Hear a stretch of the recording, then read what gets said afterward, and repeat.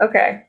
So, what makes the company an attractive opportunity for Aaron was because fast casual dining was one of the fastest growing segment restaurants in the United States currently. And he liked that it was healthy, quick, tasty, and exotic. I also Yeah. like how he noticed the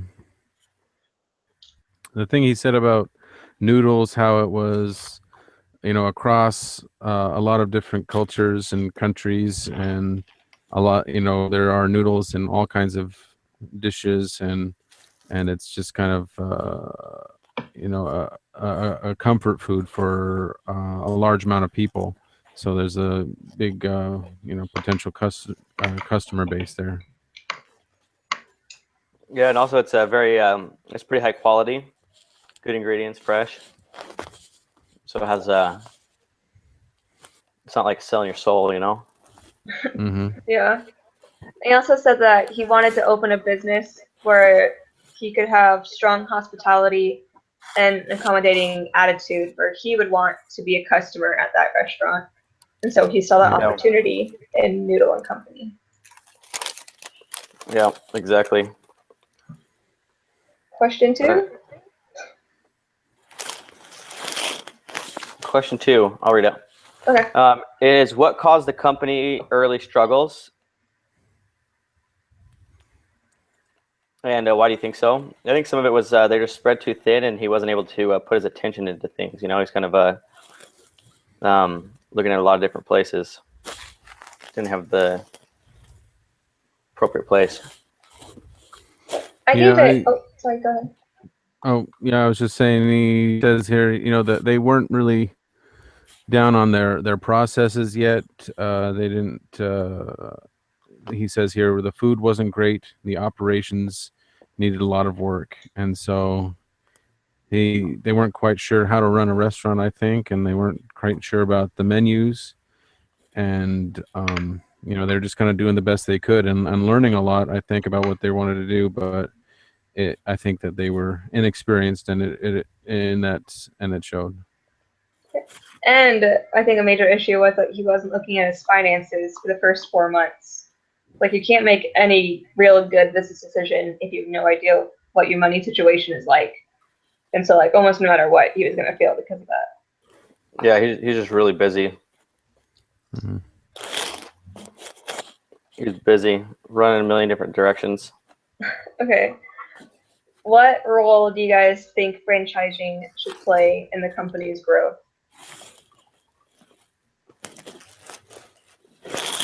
Well, What are you eating? can you hear it? No, I'm just like hungry for it. No, they're pecans. Oh, that's what I thought. Pecan pie. Everything comes back to Here the we pie. go. We were Yeah, talking about pie earlier. yeah. Well, I don't know. Like franchising is good because it gives him a lot of control still over the company as far as like it keeps it to his core values of like good food, good ambiance, like somewhere he'd want to go. But it's definitely hard to scale it. Well, because then you're reliant on other people. You know what I mean? Like you have to have people come and buy the franchise, which is hard. Um, and so I think it's a good, but I would prefer. But it gives them the capital because then they're not relying on capital. But I don't think it's the best option for them. Yeah, I think they talked there a lot. He's like, what's better, being the first to market or the best in the market? And if they really want to be the first to the market, then especially if they're with the type of expansion that they're talking about, with so many new stores so quickly. um I mean, if they really need to do that, I think like franchising is something that they should look at. And but it's like you said, it's hard to maintain that quality, and keep the processes. Who's going to make sure that all these guys aren't cutting all the corners, and just trying to increase their margins as much as they can, and sacrifice quality, and thus all these copycats are going to be popping up. And if they can do it better, then maybe they'll lose their shot. And Noodles and company will just be known for low quality, where they have been trying so hard to be high quality. It may lose some of their core values. I was about 50-50 on the franchising too. Just kind of like, it's a good idea too, and it's not. I was leaning more towards the doing, I think it was 120 stores through franchising, and the rest be themselves. But I wasn't really sure what to do because. Yeah. Yeah, I think, if they do go franchising, they need to, build it into the agreement that they have with the franchise owners, about being overseen by them, their quality. They're promising to maintain these certain things. That's going to be an additional cost for them to, they got to hire people to go around and check up on all these people, and so they got to decide if it's worth that. Yeah. So, what are the advantages of doing franchising? I know one is that you get to grow on other people's capital, and you get to grow quicker if you do franchising. There's just two of them that said in the article. Can you hear me? Yeah, now I can. No. One of the problems I think though is franchising's tough though because, well, first of all, it's not very popular yet, and so it's very. Can you hear me? Yep. Yeah. Oh yeah. And so it's hard because growing fast, like you need people to. Franchising is dependent on other people coming to you. You know what I mean? It's selling your concept to someone else, which is almost like a slower growth method. In my mind. Like it seems like the faster would be internal growth. Doing it themselves, financing, because then they have control of getting new locations. Otherwise they don't have control over it. Yeah, I think it said in the article that hire like 5 new people. Those are the disadvantages of it that we're going to talk about later. I was just kind of focusing on the benefits right now. Oh, sorry. It's okay. I was just trying to keep an orderly fashion here. Yeah, sorry. So we don't go back and forth and then take up too much time. I didn't say anything bad about it, Mariah. So yeah, I was a bad boy. All right. What was I going to say before I was being a smart aleck? You're gonna say something. Let's see. Let's see advantages. Yeah, just kind of how you said, the same as you, Mariah. I agree with you, everything you say. And then it said something, I don't really know what it means, but it was a benefit they stated in it was that companies that franchise typically have a 75% profit margin on those stores. I don't really know what that means, but that sounded pretty good. And what was that assumption that they were talking about in here? It says the store operating margin is 80%. I know, I didn't know what that meant either. So wait, what is it? Just here, when it, in the below the questions here, it talks about, use these assumptions to help you estimate how profitable the company is, and it talks about the store operating margin is 80% for the. So that means I guess 20% earnings before income and taxes. Before taxes. So basically, 20% pays. They'll have 20% after they've paid all capital expenditures, operating expenses, and cost of goods. You know what I mean? And so then they just pay their taxes out of it. Okay, so like kind of whatever they make, it's 20% of it. Oh no, that's just like operating margin. So if their store does $100 in revenue, $20 goes to them, and then they pay taxes on that of 25%. So then they make basically. So the rest of it is like cost of goods sold and operations and whatever. Yeah, exactly. Okay. So the only thing they have to pay out of the 20% they keep is the taxes, and then like abnormal expenses.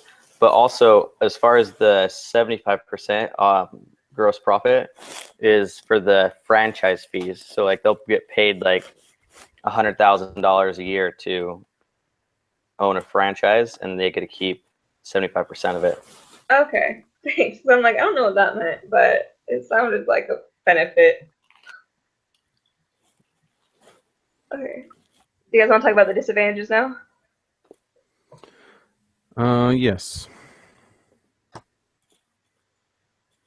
So we I got, think one of them was as far as organization. We kind of touched on that before about, or just how you're going to keep track of all these things. You're growing a lot, and if you want to maintain that quality, and also, the logistics of supplying all these people. You want the menus to be consistent throughout all these locations throughout the country, and so you got to figure out your supplies, your supply chain, and how they're going to get all the ingredients so that the menus are the same, or at least mostly the same. It can be complicated. yeah. And then we talked about the hiring lots more people that are like high paid too. Like one of them is gonna be like the vice president or something, and that is a high pay. So that's kind of a disadvantage for doing franchising. No. Do you have any more disadvantages? No, I think that's good. Was that the only questions we kind of had to do? Last That's all we time. have here. Yeah. So I was also kind of a little bit in both camps about doing the franchising. I mean, I'm thinking that if they really want to expand, so quickly, it's something that they should look at. If they can determine, if they think that they can keep the quality high and maintain uniformity throughout all the franchises, and I think it could be a good idea. And also, like, I guess how David was saying, good point. You got to find people who are willing, and especially for a newer company, it's not like a McDonald's with a built-in name brand. You got to kind of sell them on the concept and on the idea. So if you got to as good a deal as on a built-in brand. Barring all those obstacles, if you can overcome that, I think I could be okay with it. That's where I'm landing on it. Those are my same things that I was thinking about. So Yeah, I think they have their. I think really franchising, the biggest thing, the most important thing is just having the processes and procedures written in stone that anyone could replicate it. And Yeah. I think that's what they kind of had to battle through at the very first, is just hammering those out. So they'll probably have the framework to franchise. So I think it'd be good, but I still think. So yeah, I think it's the best option for this case because it's not really talking about going public, but so I think it's the best What would option. you do? I'd go public because I don't like putting things outside of my control. You know what I mean? And franchising is outside the control of them. That because they have to like it's like managing a bunch of different owners. And you're just trying to control them all the time. And it's just hard. It's a headache. You have to get them there in the first place. You have to make sure they're running it properly. All the due diligence, make sure it's good. Like I'd rather just do it all internally. So then it'd just be the capital to get it going. So, but do we all agree that franchising is possibly the best decision for right now for this case? Yeah. Okay. So we're gonna do a little summary. I'm gonna do your little things that helped. Okay. So our summary. Let me add one more thing. Sorry. Okay. And I don't know if this is a possibility. I mean, if they can do start with a few franchises and see how that works and see how it if it's something they want to expand, it's the do a few stores here and there, and keep expanding their own stores as well. So it's not something they need to jump into 100% from day one. Just kind of grow into it, I think. I like that idea. Yeah. So I'm actually going to keep that as part of the summary because we all agreed on that. So we're going to keep that there. And then we all agreed that he got into the business because it was an attractive opportunity just because of the market that was happening with it, and that noodles are a universal product that goes with different cultures. I don't know why I can't talk all of a sudden. Anything else you guys want to add to the summary? I think they have good product, and they have a good market fit. And as long as they can keep the process and procedures uniform, then they'll do well. Agreed.